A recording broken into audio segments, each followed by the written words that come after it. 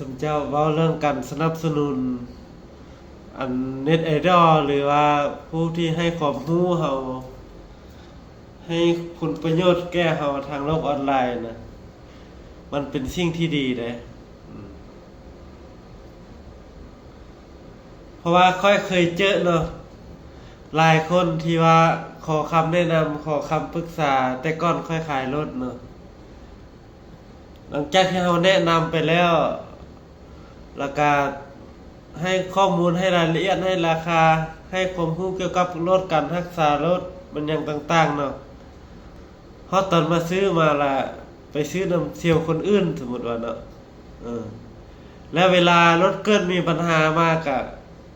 มาคอมเมนต์อีกมาซักถามเอาอีกรถค่อยซื้อมาแล้วมันเกิดปัญหาจังซั่นจังซี่ขอคำปรึกษาได้ทั้งที่รถยี่ห้อเดียวกันซื้อยี่ห้อเดียวกันแต่เป็นหยังค่อยให้ความปรึกษาให้ความรู้แก่เจ้าตั้งแต่ก่อนซื้อแล้วก็จนฮอดตอนเจ้าตัดสินใจซื้อแล้วบ่ซื้อนำค่อยฮอดตอนมายังขอคำปรึกษานำอีกเนาะตัวนี้ค่อยเคยเจอมาแล้วได้เพราะค่อยเคยขายรถมาก่อนเพราะฉะนั้นสนับสนุนเด้อฮักไผเอาข้อมูลนำไผกับควรสนับสนุนเขาแด้เพราะว่าจะเครื่องตัวใดก็ตามขอให้โชคดี